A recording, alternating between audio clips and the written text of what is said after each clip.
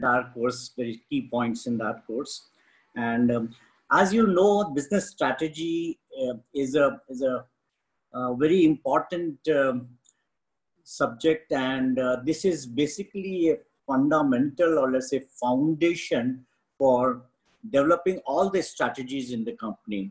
All the functional strategies are based on the business strategies. So whether you are in HR or finance or marketing or sales or any operation, any function, when you develop your strategy, the requirement of understanding the business strategy for the company is very important, very crucial. So each manager, in fact, has to know about the company's business strategy very well, and then only he can probably improve the utility of his role and make and see that how his role is connected to the company's success or competitive advantage, which company always tries to attain. So that is very important. And that's why probably you would have seen that in all MBA courses, business strategy is a capstone course. It's a must. Every manager should know. So it is important that every manager is supposed to have the strategic thinking. And in the thinking strategically, the three questions which come to the mind is, where do we want to go? And we covered that in the second session. Where do you want to go? And in the business concept, what leadership position to attain and all that. And second question is, where are we now? What is your present situation? What is the present environment, whether external environment or the internal environment?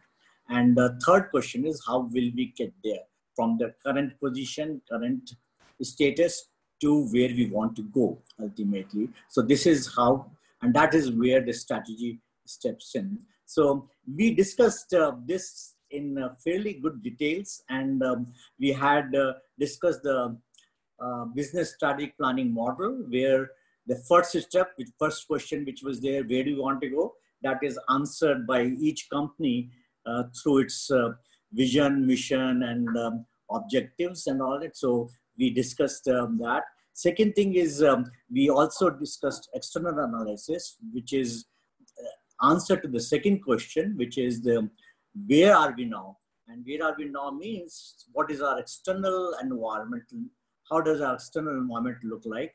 And how does the internal environment looks like? And external environment, when we analyze that, we get the idea of what opportunities and threats we have in the environment. And when you look at the internal environment, we get the idea of our strengths and weaknesses. And then based on that, we select the appropriate strategies, and we discuss that in quite some detail. And then ultimately we implement the entire thing. So the question about where do you want to go is answered by the core purpose of the company. And core purpose means, what is the reason for its existence? Why does the company exist? And and the vision, in fact, tells us it gives a certain picture of about intended future, what the future looks like. We want to be, let's say, at the top of the world's best in particular area, or or let's say national's best, or we want to become the most preferred kind of a supplier of certain this thing. So something about the vision, mission, and values, and we discuss in detail in our second session. Values, of course, is what kind of behavioral norms we are going to use in meeting our vision. So this really gives us some sort of guidelines in respect to how we're going to work. And ultimately, we decide on certain objectives. So this is another one. So when we looked at that's one which is where do you want to go? May I interrupt? Yeah, sure. In this part only, sir, of the vision missions, there is a small doubt I had. certain publications and certain things also apart from vision and mission that you had stated, and the as also the core purpose, the purpose of the organization, also talk of something called organizational aspirations and Yes. purpose of the organization. Could just relate the organizational aspirations and the core purpose to the vision of the organization? And secondly, as we come down from vision and mission, we come down to the goals, the values of the company, as also the objectives of the company. Yeah. Another term that is used, the goals, the relationship between the goals and the objectives. If you could just explain these things. Goals and objectives are more or less the same thing. We'll discuss that. Objectives are of two kinds. One is, we discussed that in our session.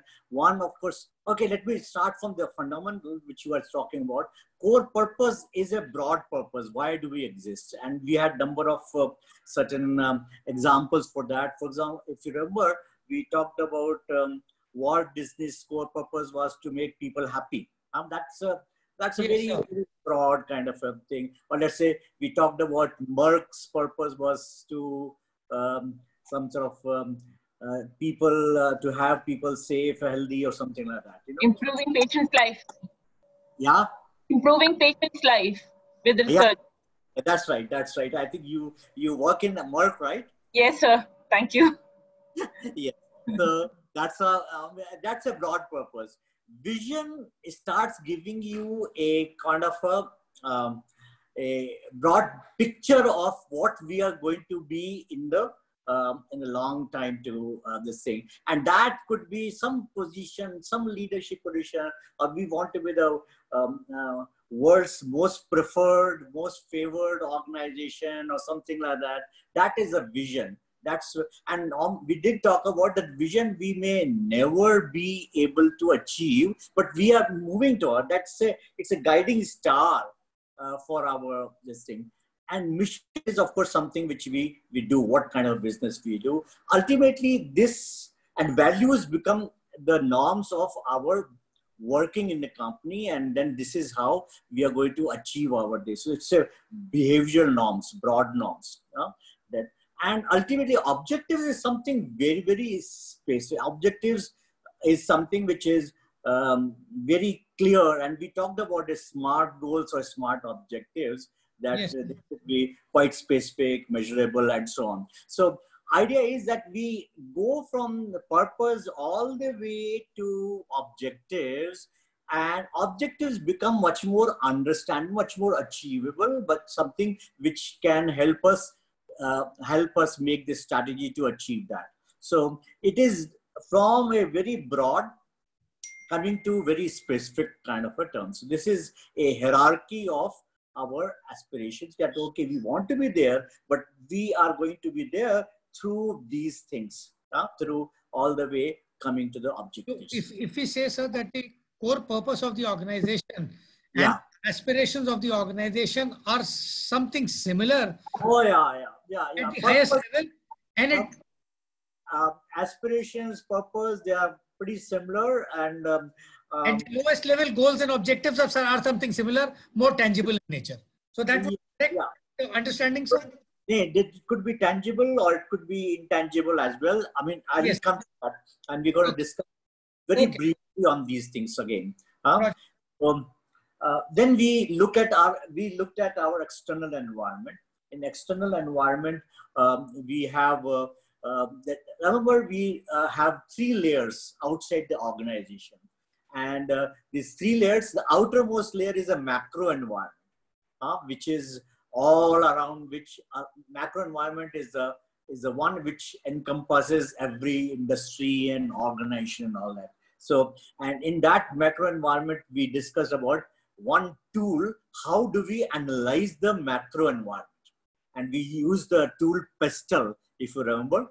This is political, economic, social, technological, environmental, and legal. So these are the various sub-segments of the macro environment. And we are supposed to look at each of these and see how these various sub-segments are impacting our industry and particularly our organization, if at all. So these are, and we must know what is the, let's say, political environment, and political environment, if it's changing and there are new things which are happening in the political environment, that might give impact. So external environment, this is something which we discussed in fairly good detail.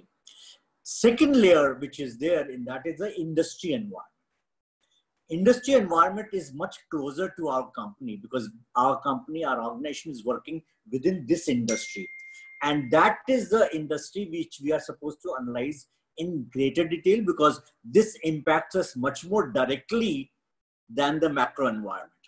Okay, so, and the tool which we discussed in analyzing industry environment was Porter's 5 forces. So if you remember, we had 5 forces, and Porter has been able to do a lot of research in the industry environment, and he came out with these 5 forces, which are what is the bargaining power of suppliers and buyers, and what is the threat of the substitute, and what is the threat of the potential competitors, potential rivals, and what is the intensity of rivalry among the different players in our industry. And these are 5 forces which make huge impact on our company's profitability. And when we formulate the business strategy, we have to see how we can weaken some of these forces and how we can take advantage of certain weak forces which are there. And so this is where we discuss the industry environment. And finally, we had the innermost layer, which is the competitors analysis. Because wherever we are working, whichever industry we're working, there are definitely 3, 4, 5, 6 very, very important competitors. We are never lucky to be a competitor-free environment, let me tell you that. So we are always having some competitors, and we must analyze whatever information we can lay our hands on our competitors. What is their strategy? What are their strengths? What is their next move? What is the priority which they feel they should be handling? Because all this information, if we know, we would be able to confront, and we would be able to fight with our rivals in this competitive world. Okay, so these are the 3 layers of the external environment, and we learned about 2 important tools, Pestel and Porter's 5 forces, to analyze this environment. Then we moved on to internal environment. Internal environment is much more solid in the sense that this becomes the base for making our strategy. Definitely external environment also is important, but then internal environment, we discussed there are 2. One is resources, which is the part of our internal environment. Resources, we discussed that it is something, assets, the productive assets, which are owned by us. And then in this resources also, we discuss about tangible resources and intangible resources. Tangible resources, we discussed that building, plant, and all the machineries and things like that, money and so on. All these things are tangible, which you can see and feel. You can see. Intangible resources are something which we cannot see. Something like brand, something like culture of the organization and so on. And these intangible resources, we discussed that they are much more valuable than the tangible resources because they are acquired over a long period of time. And we do a lot of efforts to acquire these intangible resources. They are much more valuable, and they're valuable because they cannot be easily copied by our rivals. So these are some things which are very important, particularly the culture art aspect of these things. The other things which you discussed was this capabilities. Now, capabilities are something which a company does with the assets in the sense that whatever asset which you have, when we use those assets, we are able to do something which becomes our capability. That means we acquire some capability of using those assets in a particular manner in order to be very useful for delivering our products and services. We discuss about the capability of some operating team, surgeon and his team to do successful operations. And normally capabilities are acquired over a long period of time when different people coming with different competencies, they work together and we integrate their work into a capability which is very useful for our competitive advantage. So this is something which is, and this is again intangible. And this is something again, if we have a capability of doing something which is, and number of times this capability is not easily copyable by the rivals. So that's where it is also very, very important. And we also discussed what is core competency and distinctive competencies. And it's important. Distinctive competency is something which we are able to do something better than the rivals. And that is where this becomes a competitive advantage, because our distinctive competency is not, and then if the distinct competencies cannot be imitated or cannot be copied by our rivals, then this becomes a source of sustainable competitive advantage, sustained competitive advantage, which will give us superior profitability over the period of time. So this is where the internal environment, and you would have noticed that in this resources and capabilities is something which we did talk about in the subsequent sessions of HR strategy as well as training strategy, because through those things we are able to improve the performance of critical resource like human resource, and also develop the capability which can really give us this thing. So based on this, we also discussed the what are the sources of competitive advantage. And what is competitive advantage? Competitive advantage, if company has a competitive advantage, if its profitability is greater than the average profitability of all the firms in the industry. That means we are doing something better than a rival. So our competitive advantage, if we have a competitive on something, that means that's something we are doing much better than the rivals. That it is a competitive advantage like this. And we then, if you remember this figure, this picture, there are three important components which help us in interplay of these components will help us in looking at our sources of competitive advantage. And that is utility to consumer, U, and price is P, which consumer pays to us, and C is the cost of providing this thing. So they are very simple concept. And we looked at that we can get competitive advantage. That means we can get higher and higher profit provided we reduce C. We reduce C, that means that's called the cost advantage. So we can have cost advantage, and that means we are in the marketplace, we are able to provide our products at the least price, least cost. If our cost is least, then we can probably play with the price to attract more and more customers. That is one way of doing it. So this is called cost leadership or cost advantage. Second thing is by increasing U. That means we are improving the utility of our product in the eyes of consumer, and he is ready to pay more compared to our rivals because he finds our product much more differentiated. So we have increased. So this is second way of this is called differentiation advantage, that by increasing the utility, we are able to have the competitive advantage. So the sources of competitive advantage are primarily reduce cost, become the cost leader, or increase utility, have a differentiation, have a unique feature in our product. And this gave rise to, again, Porter came into that. He said that there are three basic business level strategy. One is cost leadership, which means that using the low cost basis, you are able to have the competitive advantage. Second thing is differentiation. That means unique features which can give.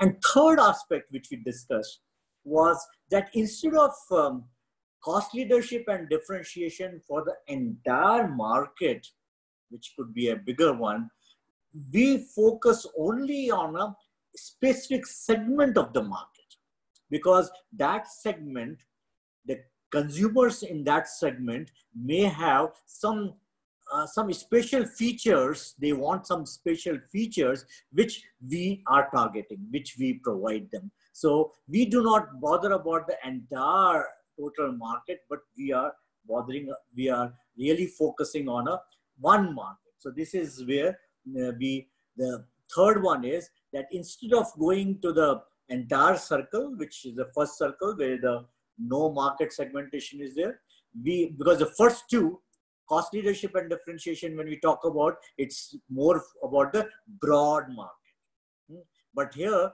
in the third kind of a thing, we look at also what is the segment which we are trying to satisfy, what we are going to target. And that is a niche market, that is one segment. So based on these three, we discussed that there are four, in fact, five generic competitive strategies. One, even for the segment, narrow segment, which is we talk focus, there could be two: cost leadership or focused differentiation. So that way, by 2x2 matrix, we are able to get five, because the fifth one is the combination. It's a hybrid strategy. So we had cost leadership, which is for the broad scope, differentiation, which is for the broad scope, and then for one segment or narrow scope, we have focused cost leadership and focused differentiation. And then finally, we had some people. Now these, and we discussed that in details of all these strategies. And we discussed that a person does not remain on one particular box all the time. Like supposing you are having the focused cost leadership, that means you are looking at only one segment. Gradually, if the company's business is good and all that, he starts looking at adjacent segment as well. So that way he starts growing. He starts growing. And similarly, if you are looking at broad cost leadership, for example, Maruti, when you started, they had broad cost leadership, but then they also start looking at differentiation. In the sense, they start looking at big cars, more luxurious cars and all that. So people tend to develop strategy in order to this thing. So it doesn't remain a focused one, but you start maybe on one. So this is what we discuss about them. Then next, we move to that business strategy, which we are discussing primarily is how a company is going to compete in a single business. So you identify, okay, then, and number of companies, they keep on moving in the single business. They do not look here and there. They do not look at other products. They do not look, because they're doing pretty well in that and they are satisfied. This is one. Then they just continue with business strategy. But then there are people who want to grow further, so they expand from national to global. So that is, and this is where we, or let's say they're making one product, they diversify into other products. They start manufacturing something else, maybe related one, or maybe completely unrelated, because they find that that they can do something. There's a lot of opportunity for making good profit in some other business, so they want to diversify into some other industry also. So this is where the concept of corporate strategy comes. Corporate strategy is something is considered where a firm competes. What is the scope of activities of that company? And the scope of activities, we looked at three scopes. One is geographical scope, which means we want to go international. We want to expand from within the country to outside the country and make use of a lot of demand which our products can satisfy in other markets, or they are much more lucrative. We might get better price and better this thing. And so that is one, internationalization, which is a corporate strategy. Second is product scope. We do not confine ourselves to our existing product. We diversify into related products, and we diversify. And you have seen number of people, number of companies today in our country also. They diversify into a large range. Once they keep on doing good. You know, number of companies, and gradually they become conglomerate. That means they do not have one business; they have number of businesses and do pretty well. Third, of course, is vertical scope. We didn't talk much about vertical scope.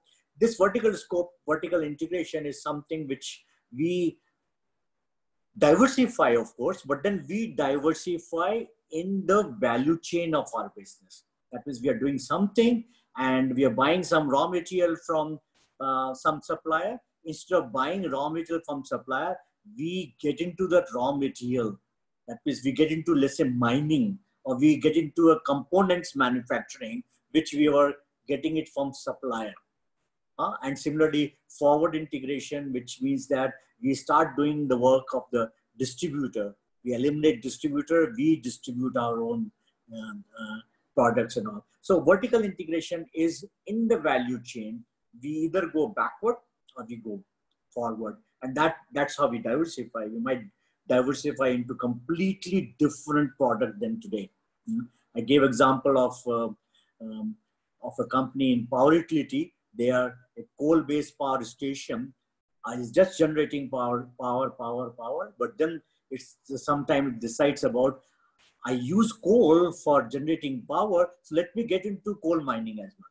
So I'll be maybe more Atmanirbhar, for example, and I don't have to buy coal from Coal India or whatever. So this is how vertical integration takes place. So we briefly discussed about corporate strategy, because when you are doing this course, you should know about the corporate strategy. And then we also very briefly discussed how do we enter new businesses, whether we want to diversify or we want to internationalization or integration. How do we do that? And we just mentioned about 3 methods which we are. One is that we have organic growth. Organic growth means we set up a plant of diversified product, or we set up a plant in Europe for internationalization, or we set up. So we do ourselves. We don't depend on anybody else. Second, of course, is that we have a strategic alliance. We joined with some partner who has got certain strengths which we do not have, and we have a strategic alliance. And third way, of course, which is a most expensive but then fastest way of getting into new businesses, is acquisitions. We buy out a new business which you want to diversify, and then do the business. So we briefly discussed that. We also mentioned, and that's where we come to, that a corporation, which is a multi-unit corporation, it has got 3 levels of strategies. One is a corporate level strategy, which means that which businesses we should be in. Second, of course, is business level strategy. For each of these business, the CEO of each of these business will be concerned about the business level strategy. How do we grow? And in each business, we have a functional level strategy. We'll have a HR, finance, R&D, and all those functions which are there, and this thing. So there are 3 levels of this thing strategy. However, as we discussed earlier, functional level strategies, no matter what function, you must understand this thing. So, and then in our course, we moved on to the HR strategy.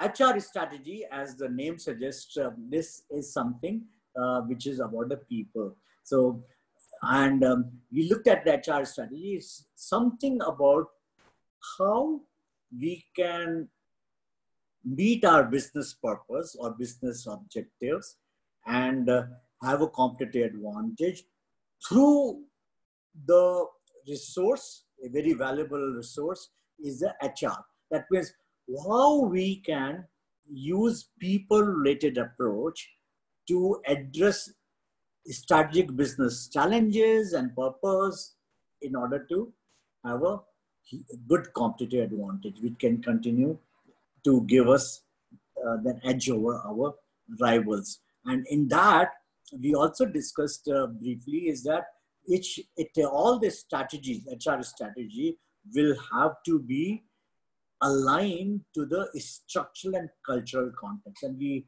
spend considerable time on this aspect. So when we, for building an HR strategy, of course, as we know that this is supposed to ultimately, HR strategy must support the business strategy. That means it must support the creating the, or let's say strengthening the competitive advantage we have. That means, and we discuss how do we proceed on this HR strategy.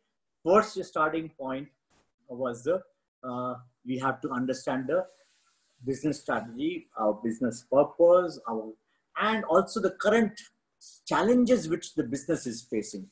And we discuss how we should be able to tackle it through our HR strategy.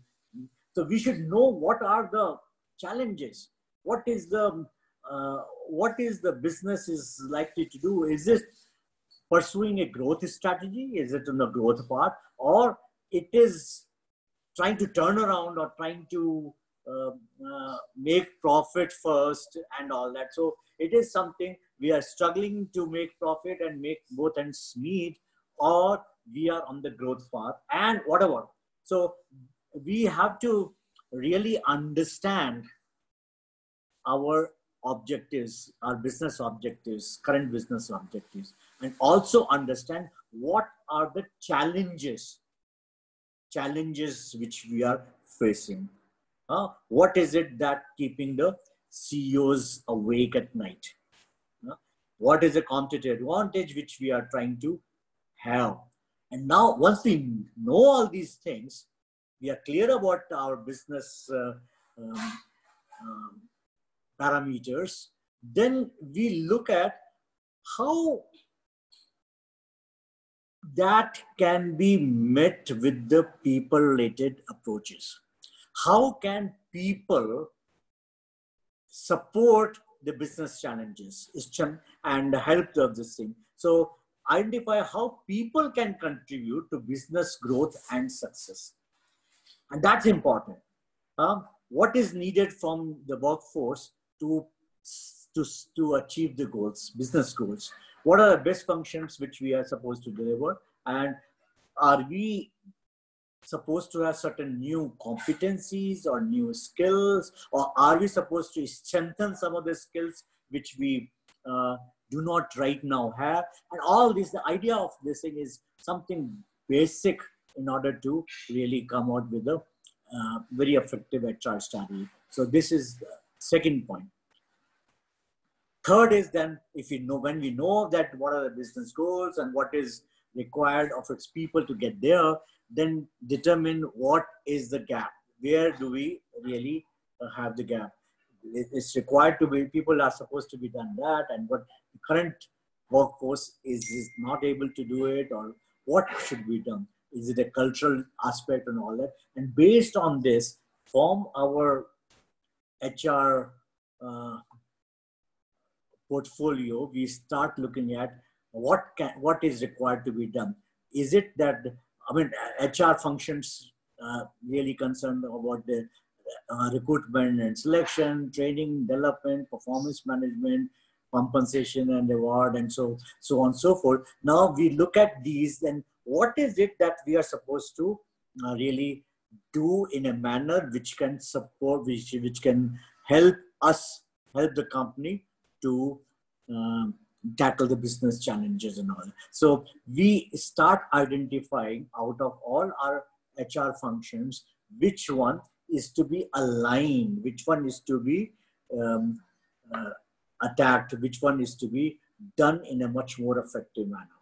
And that is where our HR strategies will be. Then we spent considerable time and we looked at number of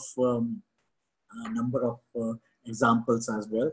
And then once you are implementing this strategy, when you have decided that this is what we are supposed to do, when we implement it, then the next step very clearly is that you must have certain metrics, which will, whether you are using HR scorecard or whatever, and some metrics to determine the effectiveness of that strategy, and whether it's serving the purpose, and whether it's successful in whatever you wanted to achieve, and if not, then what kind of a course correction is necessary. So this is something which is important to make the correction. So this is what we discussed in the HR strategy. Then we moved on. Of course, HR strategy, as I discussed, we have number of functions, and when we looked at these functions, strategic recruitment, selection, or training and development, by strategic I mean that you are doing this not a regular recruitment and selection process which any organization will do. Strategic means you are doing in a particular manner which is going to help the company in attaining its business objectives. Just to give an example, strategic recruitment, normally recruitment people do by the standard method of maybe advertising or and so on, and then getting all the applications, screening and reviewing and all that kind of this thing. Strategic recruitment then means that, okay, is the company having difficulty in getting certain R&D people, certain special resource which we want for our competitive advantage, and if we are going to recruit people of, remember we discussed about key functions and the bottleneck function. If it happens to be a key function, and particularly if the availability in the market is pretty low, then how do we recruit that person? And that is where we discussed we have to be using not the regular means of advertising and getting the applications and all that. We may have to be very focused, and we may have to use some executive recruitment, this thing, and we have to be probably spending a lot of time and a lot of money, in fact, to get the right kind of person, which is because this person belongs to the key function. And if this guy is there, our value addition will be considerably high. And similarly, all this strategic means that we are trying to use our HR strategy in order to become much more competitive advantage we are going to derive. And that is requirement of the business strategy.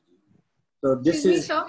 Yeah, this is Juhi, sir. Good afternoon. Sorry to interrupt, but I wanted to know when we're talking about key critical function and bottleneck function, right, sir? yeah. So in critical function, you gave us an example from Walmart also that they're focusing on supply chain management would be the key function. And in Apple, R&D would be the key function. Any example of bottleneck function, sir, in both? Bottleneck function, number one, let's define what do we understand by bottleneck. Yes, sir. Bottleneck function means that it is not available. Market availability of those people is very low. Bottleneck functions could be key function, which is key function is defined as strategically relevant function.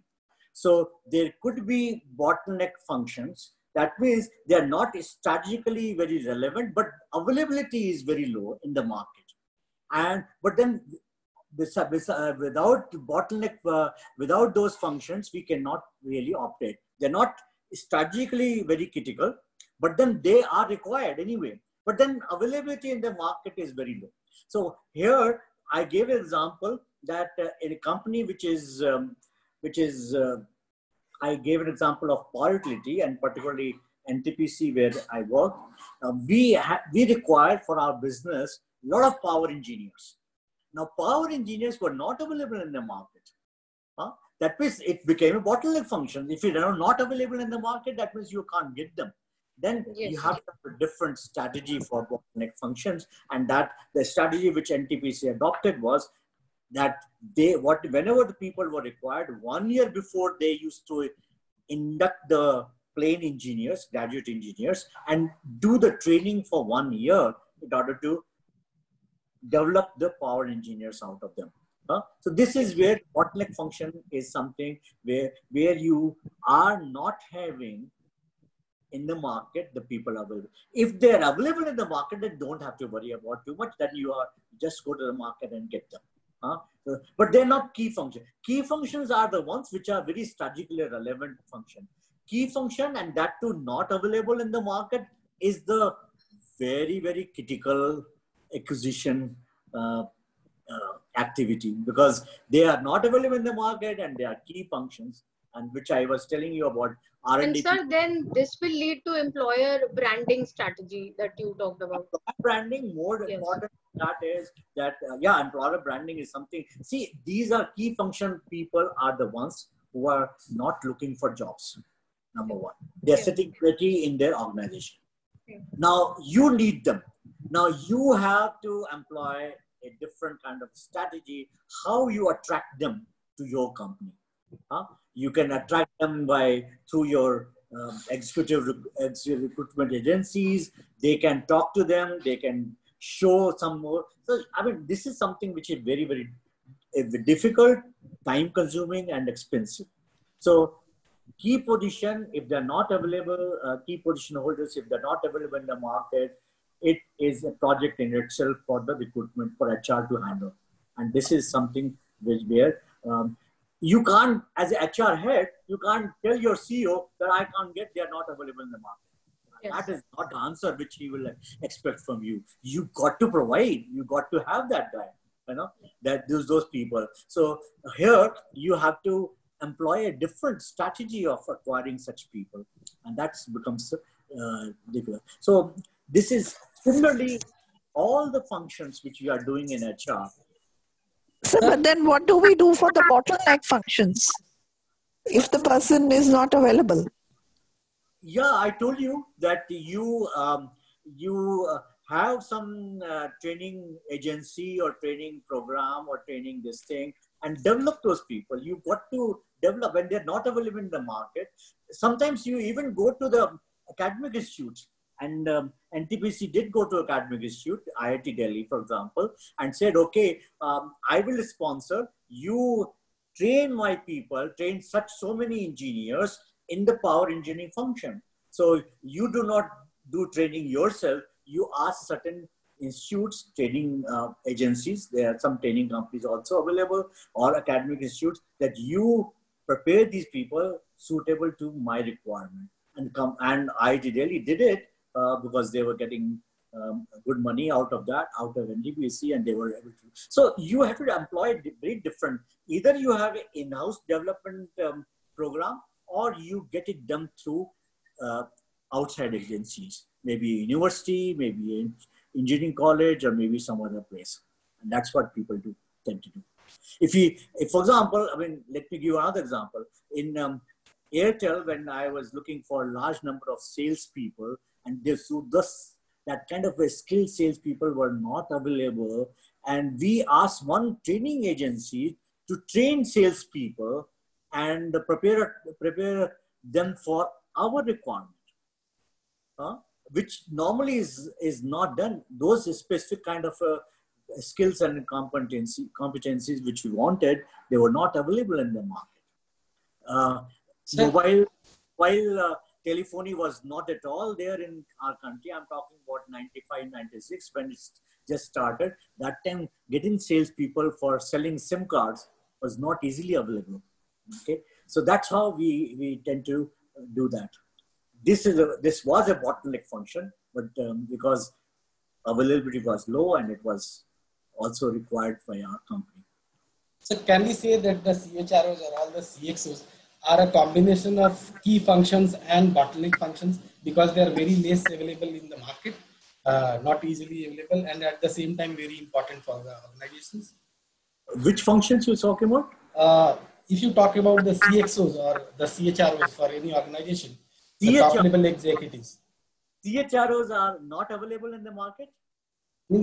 Usually when you actually look for the top executives, they are not so easily available as compared to the the employees. You're absolutely right. They are not so easily available in the market. So normally, if you are looking for somebody to head your HR function in the company, an HR function head has to have a certain amount of maturity and skill and competencies, capabilities, and so on, such people are not available.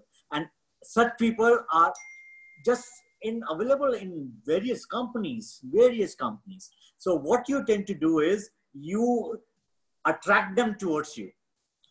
And that's where I think you are, normally for such positions, you employ search agencies, executive search agencies, and give them that this is the requirement I want of my CHRO.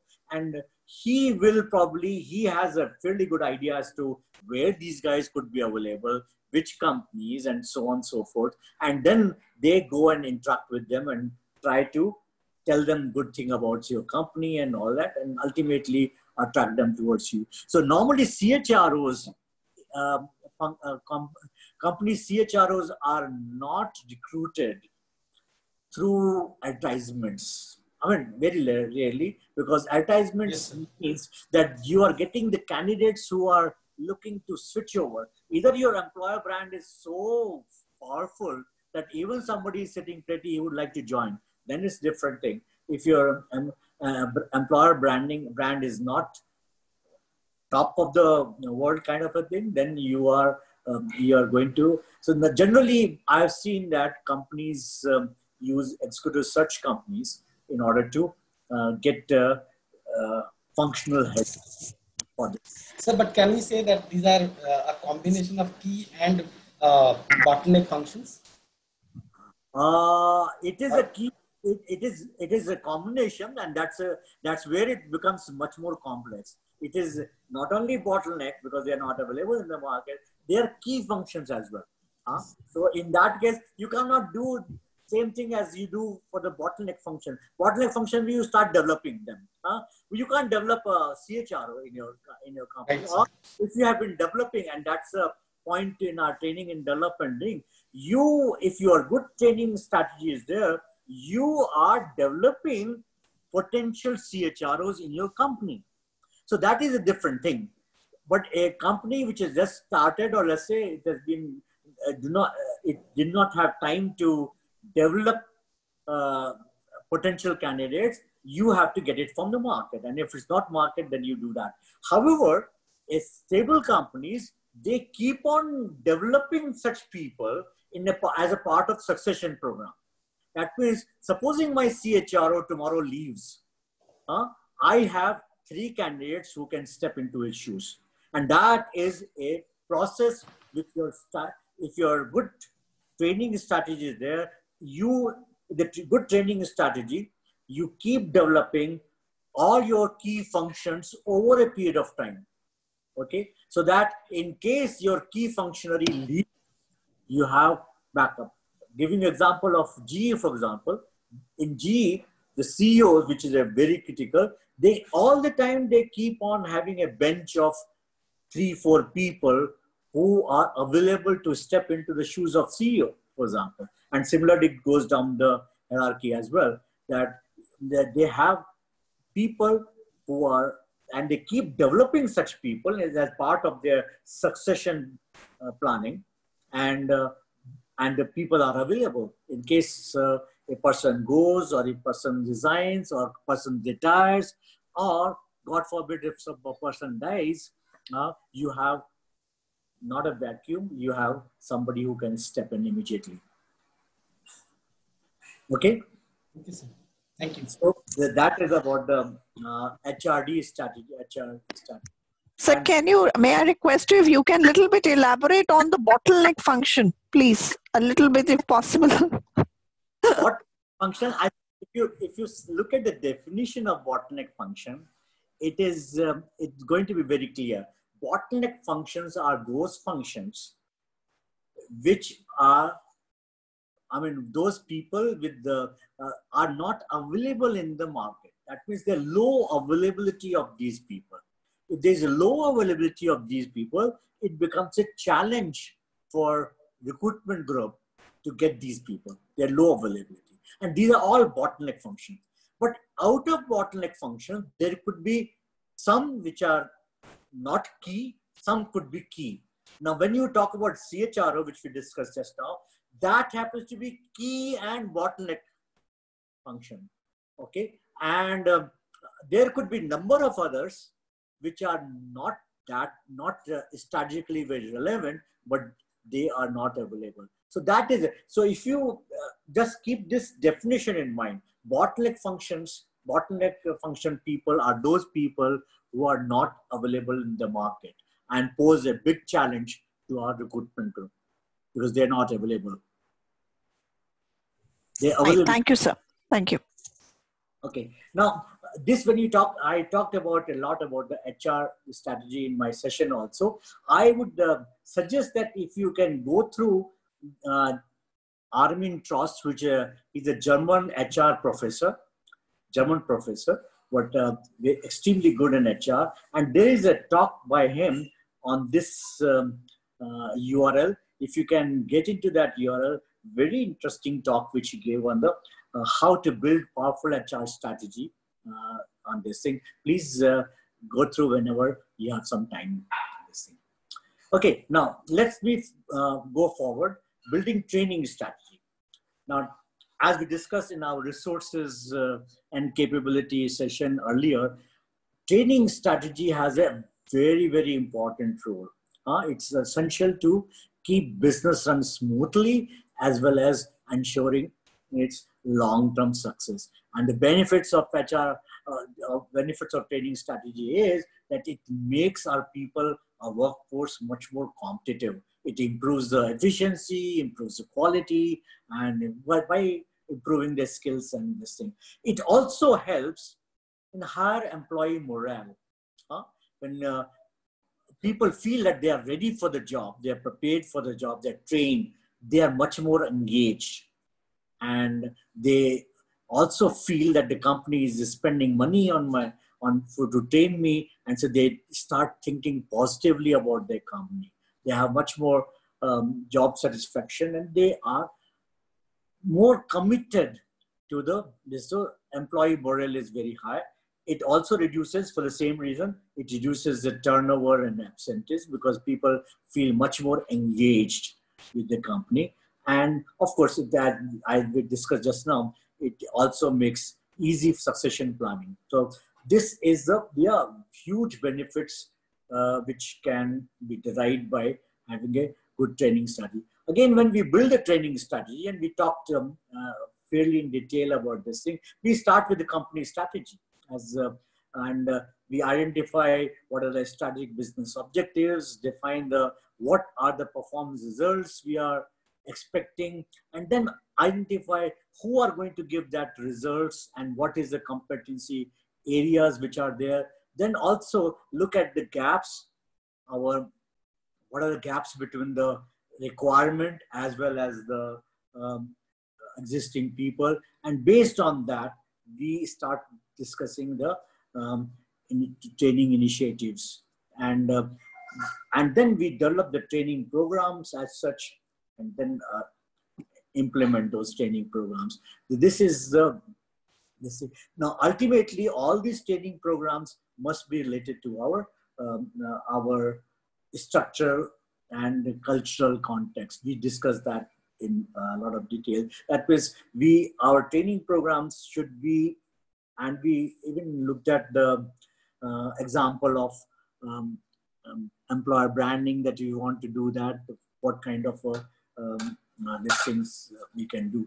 Similarly, now once we have the training initiatives identified, then there are certain supporting activities and resources which are required.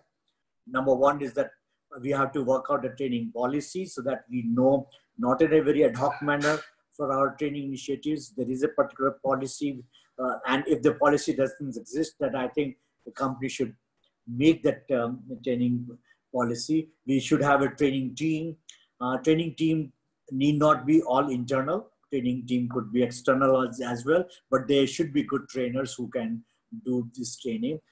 Then we also require infrastructure, rooms, required supplies. We also need software, training management system, which we call, there has to be some metrics to find out whether we are doing good training or not. And then finally, it's also required to review with the individuals, with the departmental heads, with their managers as to how they have found that the outcome of my training is there. So all these things are supporting activities and resources which are going to help you in implement your training strategy. Here I would suggest a very interesting talk in that building companies training strategy. So it's about half an hour kind of a talk which a person is giving, but I think it's a very interesting talk which you can probably listen to in your spare time sometime. Okay. Then finally, in our last session, we started looking at how do we implement strategy. And we also discussed that normally implementation of strategy depends on the context of the company. It is specific to each company, how it gets implemented in that company. So there is no set formula, guidelines and all that for implementation of strategy. But then we did look at certain common elements which are definitely required while implementing any strategy. So we looked at all those and we found there are seven of them. Number one is before we implement, we must have a capable organization or set of managers or set of change agents, because each strategy implementation requires certain changes. So we should have a capable organization. Second thing is we looked at, we are normally almost always, we are limited resources, limited budgets. And we must allocate those budgets to strategy critical activity and not in a normal manner. Yeah. So we must definitely see that strategically critical activities do not starve for funds or any other resources, because that will impede your strategy implementation. Then we also looked at that there are a number of policies and procedures which we are supposed to also streamline and see that they are helping the strategy implementation. So if such policies, if there are certain policies which are impeding, coming in the way of implementation, that we need to change them. And next point which we discussed was how do we install certain supporting systems, information system or operating system, in order to speed up the strategy implementation. Finally, we looked at some of the HR aspects. Number one, motivating people. Whenever we are implementing strategies, there are certain number of people who are resisting, and they sort of, and maybe people who are initially quite enthusiastic, their energy wanes, and so I think it's important for us to keep the workforce highly motivated. And how do we motivate people? That is something which we discuss in that. And finally, we looked at how a study supportive culture is to be there. Culture is very important. And if the culture needs to, if it's coming in the way of your strategy implementation, then we must try and fine tune or change the culture also. We looked at the various aspects of the culture, change of culture, or how culture is important and so on. Finally, for all strategy implementation, what is required is leadership. There's absolutely no two opinions about requirement of leadership, which is, so we looked at what are the roles of a good leader who is going to lead the strategy implementation. And we looked at the 5 roles. What is extremely important and which we found in this thing is communication of people. Again, motivating people also requires communication. So we had looked at the 5 roles in this particular thing. So this is how we looked at the entire course. And in summary, this is what we did. I would be glad to answer certain questions which you may have now, or you were not able to ask during the talk in between. I'm open to questions.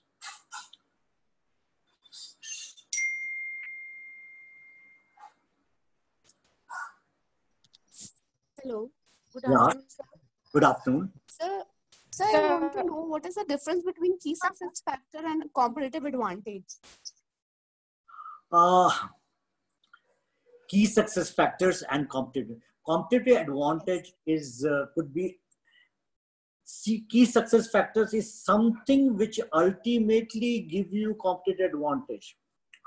And we looked at certain examples also that, for example, if we looked at the, I think, pizza industry, and we said, okay, what are the key success factors for pizza to the same? And they can get derived from the competitive. If we are able to have a consistently good quality pizza, so this could be a key success factor, that we should have a consistent good quality of all our pizzas which we are supplying to our customers. This could be, our second thing which we discussed, it was timely dispatch or timely receipt of pizzas by the customer. So time duration and all that. If these two are the key success factors, then based on this, we can have the competitive advantage. Competitive advantage of our distance is that we are able to have the, we are able to supply. So key success factors and competitive advantage are quite closely related, because key achievement of key success factors will give us the competitive advantage in the market. Okay. And sir, can you please share a few examples of integrated strategy? Integrated strategy. Yes, sir. What do you mean by integrated strategy? Integrated strategy of what? Cost and differentiation. Oh, okay. In that, that's a hybrid one. Okay. Yes, the hybrid one. Yes. Yeah. Okay. Integrated strategy is when you have not only just cost leadership, you also have differentiation. So you have integrated of the cost and differentiation strategy. That means you say that I will give a high quality product at a minimum cost. That means I am trying to get a high quality, which is differentiation strategy, and at a minimum cost. Yes. Now, this is something very, very aspirational, because if you are going to give high quality, you have to spend some more money to have that quality aspect. And if you are having to spend more money, that means it is no longer a least cost. So that's where integrated strategy becomes very unstable. And I mentioned in my session that it is never recommended.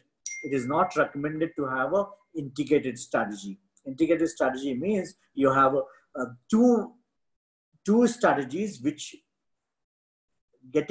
achieving one will negate the other, So that's why you can find that if you are applying integrated strategy, though it looks very good, and people would also be happy if they get value for money, right? But then very difficult to achieve, because if you are having a very high quality product and at the least cost, there may be some people who will have not that high quality, but even lesser cost than you. They will take away some of the customers from you. Or if somebody can still have a much higher quality and can take away the upper end of your customer. So this is something which is very unstable, which is can you share some examples of it? Yeah, I can give example. There was the person who is, I think it was Toyota. Toyota was having a strategy of fairly good quality and low cost compared to some of the luxury car manufacturers. Luxury cars means BMW or Mercedes and all that, So now he was thinking that these Mercedes and BMW are really targeting a high, wealthier kind of customers and making good profit on each car they sell. So they became a little more ambitious on that. And they started using, and a lot of people do that, by the way. Even then they started the same technology which they're using for low cost or high quality or high reliability kind of a this thing, and started using a lot of luxury items in the car, and came out with another car which was in some respect similar to Mercedes or BMW in terms of luxury, but then they were spending much less cost. So what they did was they really used that integrated, and they came out with a car called Nexus or something, and Lexus or something. And this car was a hybrid car, having the cost leadership and the differentiation and something in the this thing. It did sell, and it was about $10,000 cheaper than the other Mercedes or BMW brand. But ultimately, it did not have that brand. The people who are very wealthy, they also go for the brand and the status, and ultimately they could not snatch too much of the market from Mercedes and BMW. So this is where I think whether it's worth spending that much or focusing on this thing. So this is the example of integrated strategy of cost leadership and differentiation. So do we need I want to to know. Hello? So do we need to understand the BCG growth share matrix also? Because in the current context, BCG growth matrix has been widely used. Yeah. There are certain McKinsey's metrics and all that. Yeah, this is very famous also. Yeah, but then if you are going deeper into the business strategy, and then I think it is required. But I think as far as this course and as far as this in a training diploma and all that, that is a big field altogether. And if you are interested, you can go through that. But in this particular program, I don't think you're expected to really go through all those things, BCG and McKinsey's and so on. Did talk about the balanced scorecard. That's okay. Right? Can I add something to that, sir? Yeah. See, the course is on business strategy and HRD. And business strategy and corporate strategy, the connection of that is when you have a conglomerate, corporate strategy is about the entire corporation, whereas business strategy is for one type of business in that corporate. The BCG matrix and the GE matrix, they help us in defining and designing the corporate strategy and deciding which businesses to retain and which business to exit. So our course is not on corporate strategy and HRD, but we are focusing here on business strategy and HRD. Right. Thank you, sir. Thank you. Thanks. So one question regarding the training strategy that we've had learned in past. You mentioned about mediation and the categories, how they categorize the training things. So I was unable to relate the training operations and structural and context, like how the categorization has to be aligned with the structural. Any example of that with the organization? Like when you categorize trainings, what is like how you can align with the structural part? See, ultimately, what we were trying to do is when we identify training needs in a company, how do you identify training needs from the for a company? And of course, you start from the TNA. TNA. Now, TNA, training needs assessment. How do you get the training needs assessed? You probably talk to all the departmental heads and find out what is it that they find short in their own departments, where they want training inputs and all that. So that is one way of identifying, right? So you talk to various people and then you also get training needs assessment from your performance management system also, because performance appraisal also indicates that what are the training needs for this each individual. That can come from the individual himself, that he might say that I need to be more trained in this kind of way, or his manager or departmental head might also indicate that this person. So that is another training needs. That means you get a huge list of training needs for the company, right? Various departments give you what kind of a training needs they need for their own departments, and then for each individual. Yes. Now, when you are trying to focus budget, which normally will be limited, okay? Now, how do you train people? How do you fulfill the needs? Now, that's where you have to do some prioritization. So some prioritization.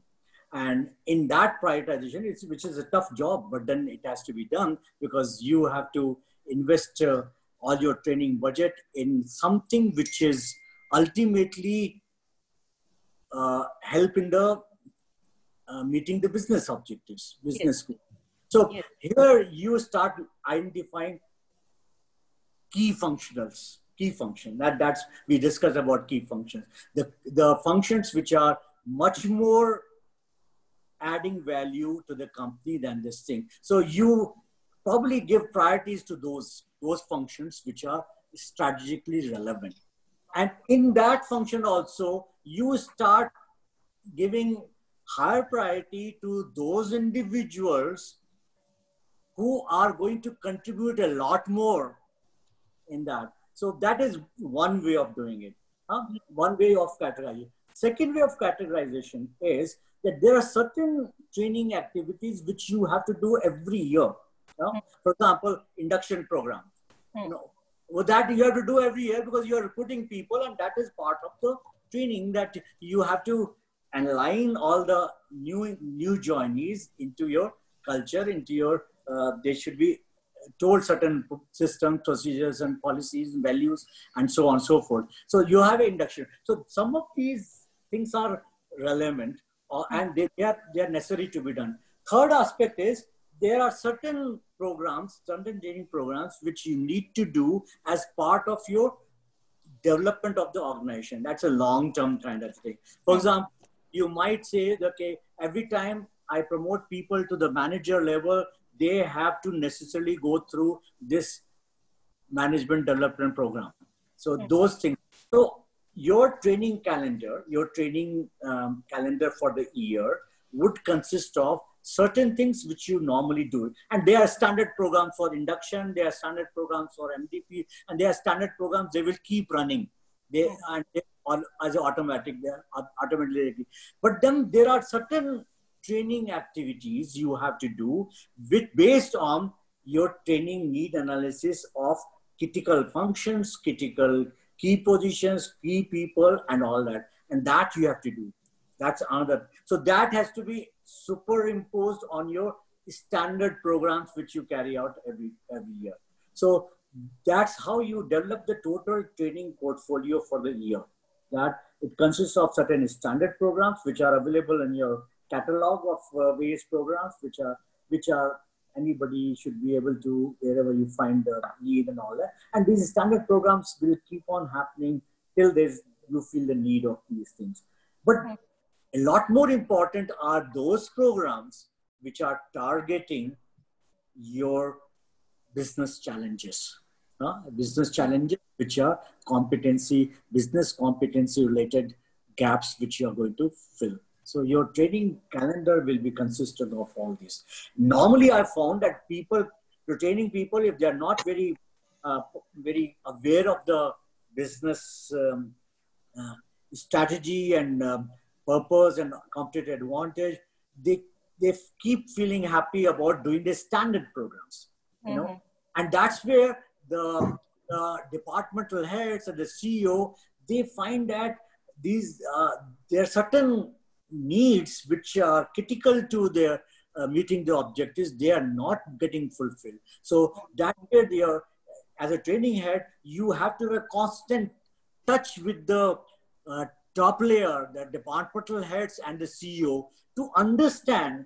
And if you go and ask them that, okay, what is your training need? They may not be able to just tell you that this is my training need. You have to keep interacting and derive from their talks as to where they are feeling the pinch and where you can come in and give some training inputs in making their people much more competitive and much more better. So this is, as a training head, you have responsibility to remain always in the touch. And whenever there are certain business challenges, you should be able to understand the business challenges and derive from there, can I give certain inputs of training and development in order to meet those, in order to make the company much more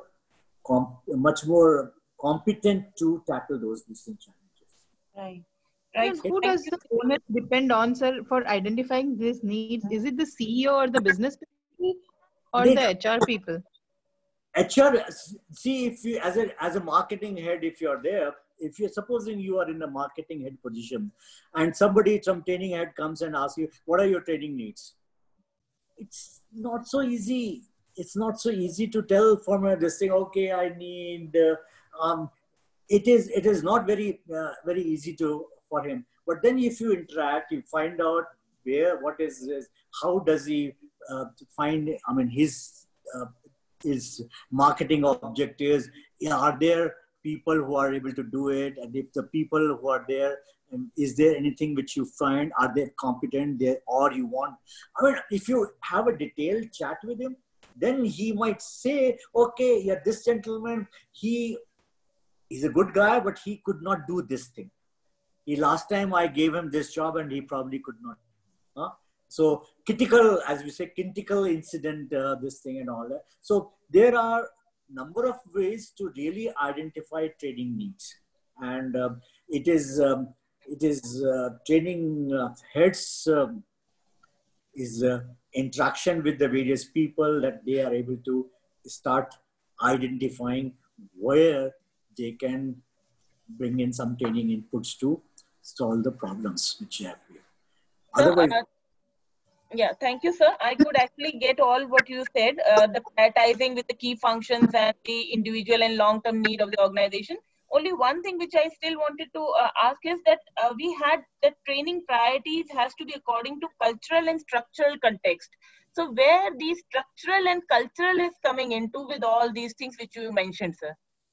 Yeah, it depends on certain, once you decide about the initiatives, training initiative, then it depends on cultural. And I discussed this thing, maybe your organization culture, as far as you are not feel, your company, supposing one company you look at and that company feels that it's not my responsibility to train people. Mm-hmm. And it's a people's responsibility to train themselves, to develop. I'm paying money and I've got you here and all that. Now, if my business challenges change and if my business grows and I need more and more competency, you're supposed to really develop yourself. There's another company which says, okay, I will take the responsibility of development of people. Okay. Now, this is a different approach. Company. Now, when you are making your training program, developing program, you got to understand that. And if you are in a company which says, okay, we take responsibility of developing people, and then you have got to really design a program, totally program, look at the what kind of inputs you have to give the best inputs to them and then measure them and so on and so forth. You have to keep on improving the quality of training program so that you do that. Now, if a company feels that employees should be able to develop themselves, now your role is going to be, how do you support the people to develop themselves? That means what kind of resources you can make available to them that they are able to really, e-learning or this thing and all that kind of a thing. Now, I'm not saying the organizations normally are of these two extremes. They are somewhere in between, and that's where you should be. Yeah, thank you very much, sir. Agile, probably that you are mentioning, I got this. The second was the structural context, sir. Structural, how come? Example?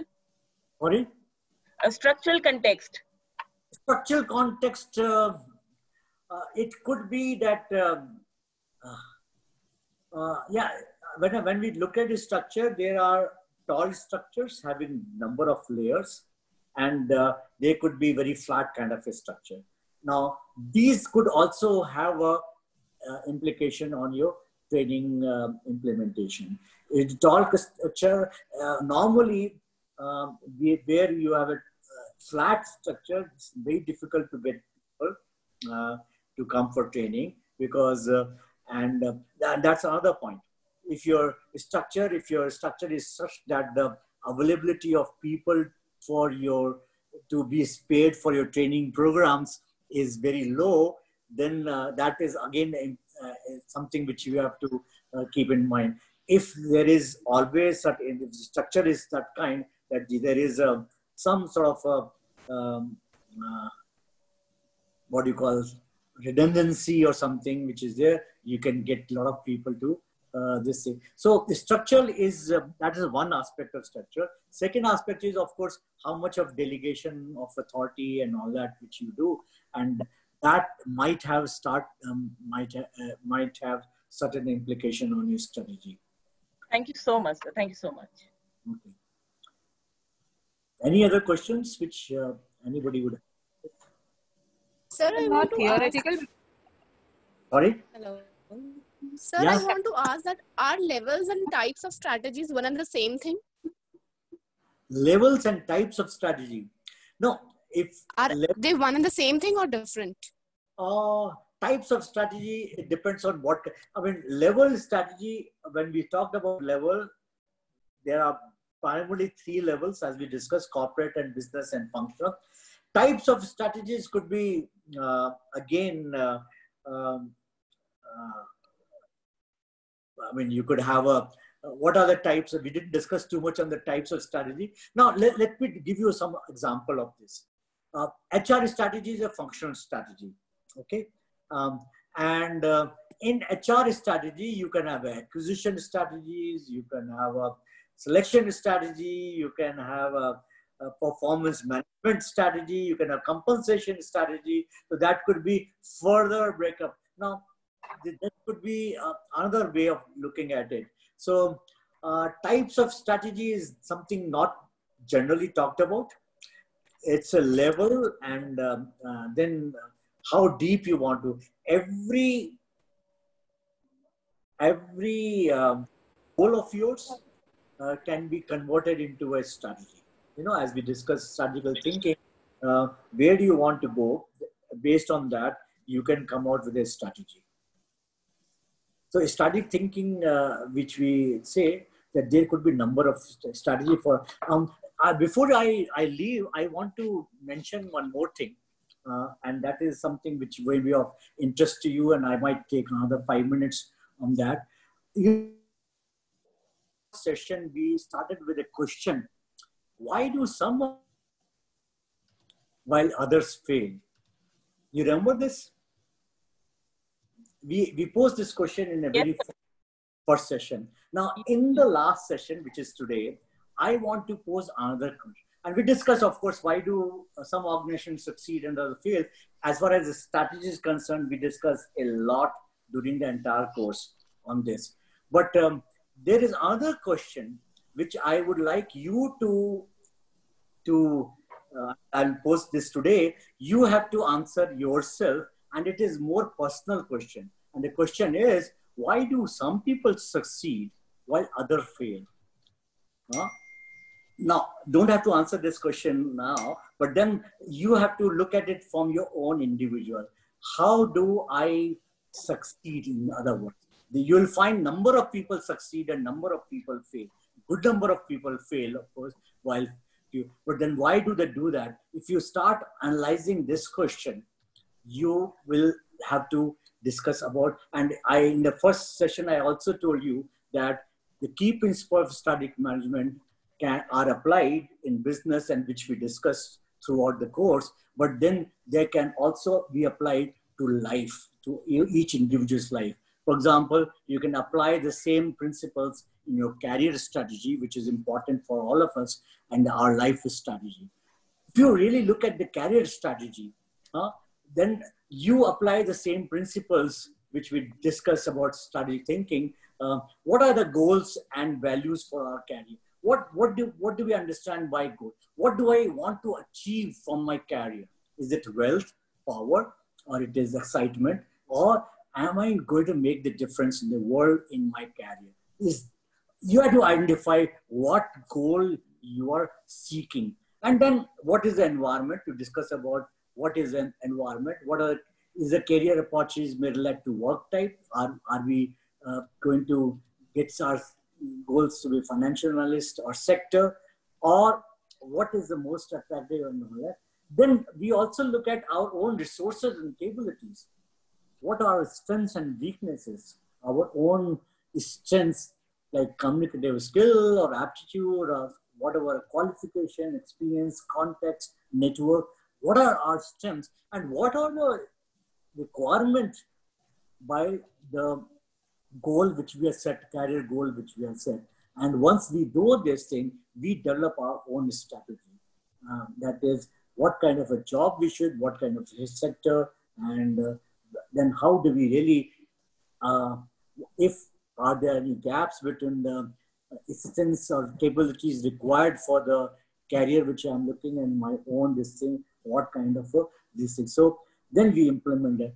What are the steps which we need to take for getting this strategy? So I think a similar one is much more complicated because number of things you are doing. But what you have to do is, again, think about it. Similarly, life strategy.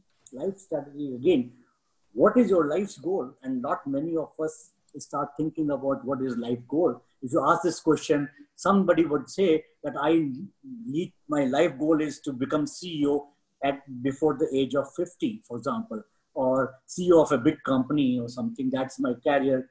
My life goal is just a career. Or somebody might say that my life goal is to accumulate a lot of wealth, or I want to remain very healthy in my life. I don't care about my career, well, but I want to remain healthy. Or people might say that I want to have a great family and I'm a family man. I want to have, my life goal is that I raise a good family. Or somebody who is very keen in the music and all that, my life goal is be excellent in the music. So there could be a number of goals, and normally if you are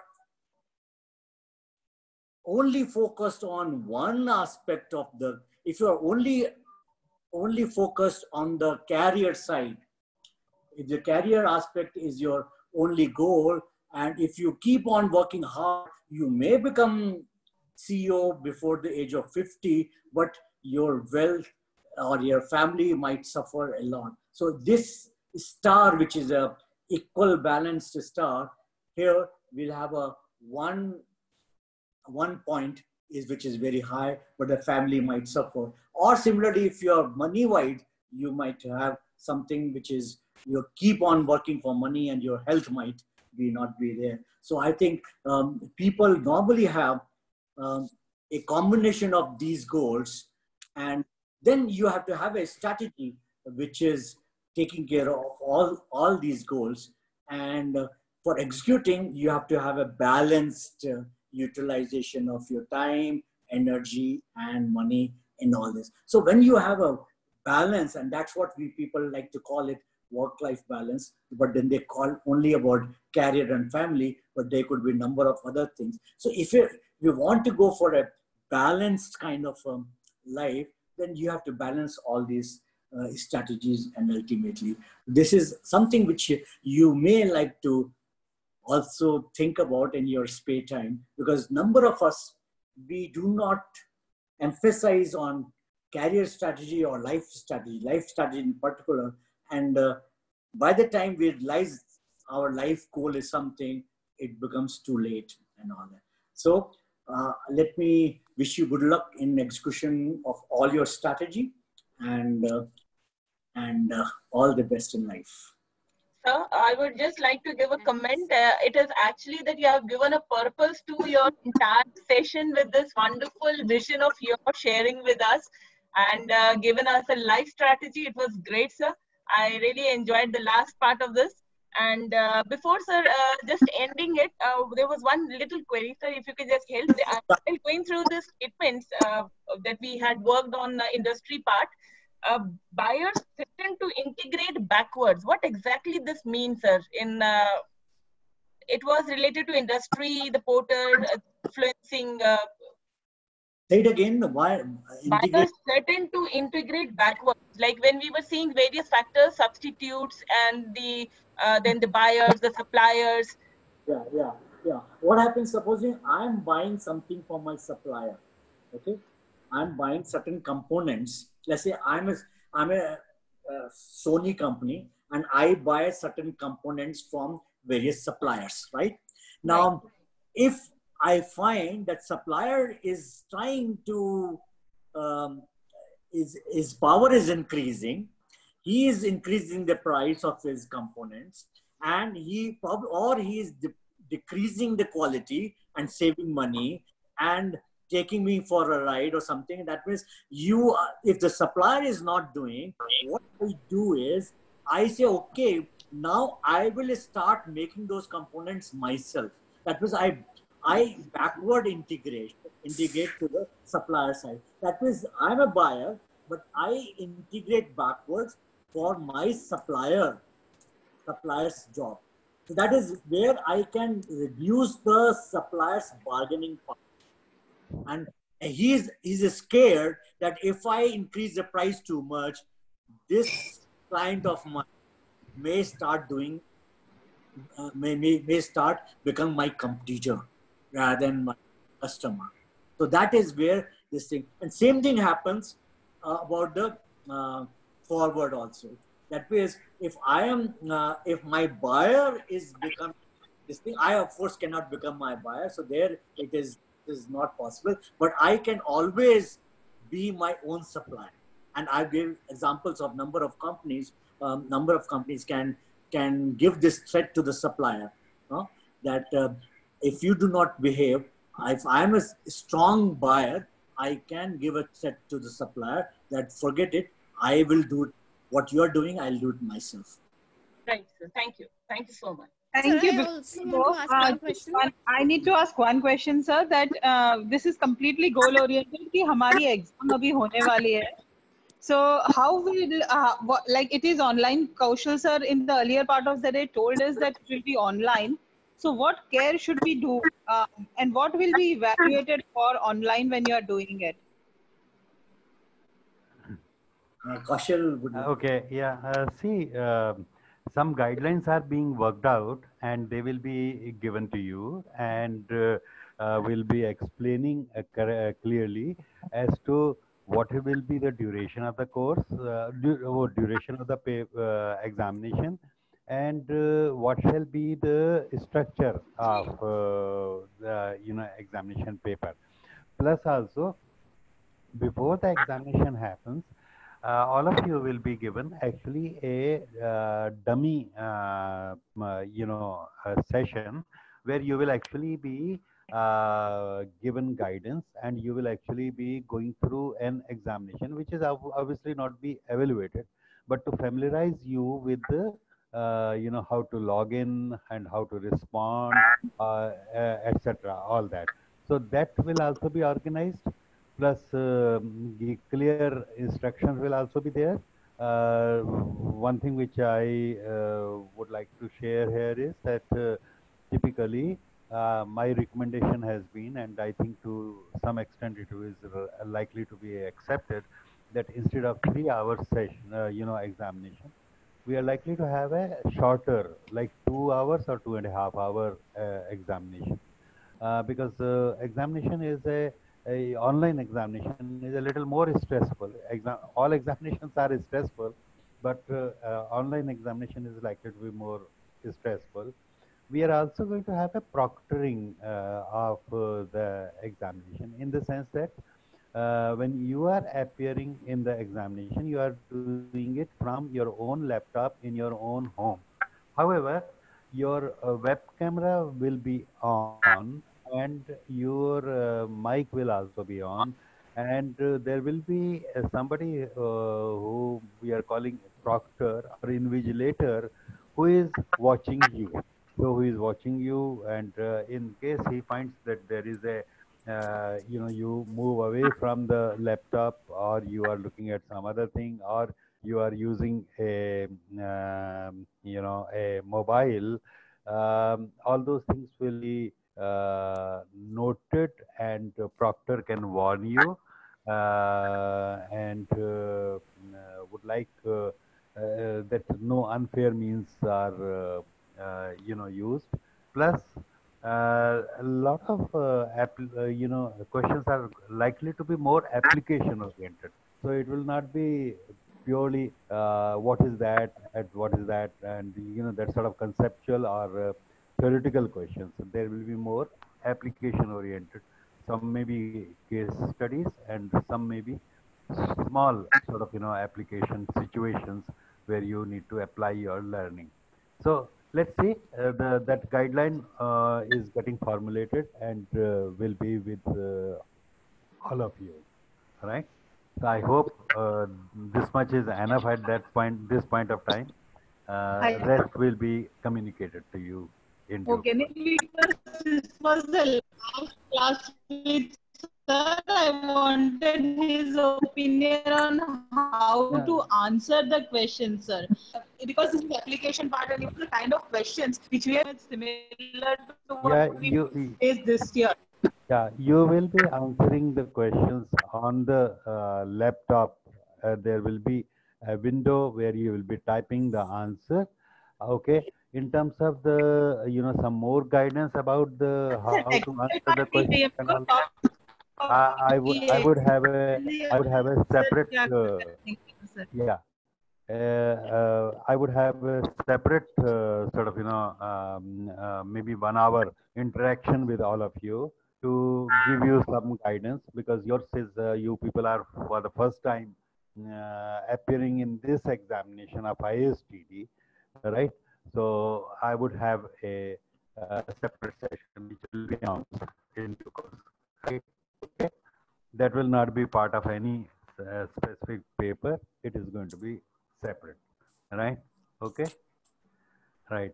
Sir, okay, I have a question. Yeah. I want to Go ask ahead. Agarwal sir, in cost leadership, apart from economies of scale, hello? Yeah. Hello?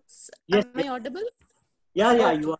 Sir, I want to ask, in cost leadership, apart from economies of scale, how we can reduce the cost? Oh, there are a number of ways. I think we discussed. Yes, but I was not much clear on that part. That's why I'm asking. Okay. Maybe I think that will require a fairly good amount of discussion. But then let me just you have that my video and all, so that you can probably look into those aspects. But just to briefly tell you, we have. I'll just tell you that. Yeah, economies of scale is one. Then we also have law of experience, sir. Law of experience, absolutely right. Because the more we do, we can even sometimes the costs gets reduced by division of labor. We start everybody knows that Ford car was able to reduce the car price by division of labor. Assembly line operations, number of times you use direct to end customer, that means like the Dell, which directly sold it to the customer and removed the, by value chain, maybe revamp karo value chain ko, remove the distributor out of it, so you can reduce the cost. Any other non-essential activities, how do airlines reduce the cost? By removing the frills. You do not provide food, and if you provide food, you charge for that. So you have reduced the fare. And there's so many ways. By redesigning the product in such a manner that your manufacturing process becomes simpler and less costly. you can do that. Besides, without functionally affecting the performance of the product, you can provide, probably you can have better suppliers, you can have input costs, or you can substitute the raw material, and instead of having the brass component, you have a steel component or something like that. Besides, so you can increase your capacity by capacity utilization can be increased in order to again reduce the cost, particularly per unit cost. So there are a number of ways, and please go through that my fifth session, and where I'm talking about it, and in that I talked a number of ways you can reduce cost. And here the key point will be that how you can reduce the cost in such a manner that the competitor is not able to utilize that. That way, if you can be innovative in reducing the cost, which cannot be done by your rival, that will be the best thing to do. You know, you can probably Thank use you so much, sir. a lot of technology. You can bring a lot of automation, which again, things like that. Yeah. Thank you, sir. Any questions? Any more questions? I think it is already 3:42, and the Yeah. next session is also likely to start at 4 o'clock. So, I really enjoyed talking to all the participants in this session, and really enjoyed your questions and whatever. And so I wish all of you all the best in the exam as well as in the life. Okay. Thank you very much. Thank you very much, sir. Thank you very much. On behalf of ISTD, I would like to place my thanks and sincere thanks. Thank you. Thank you very much. Kaushal, sir. Thank you. Okay. Bye-bye. Bye. Bye. Bye.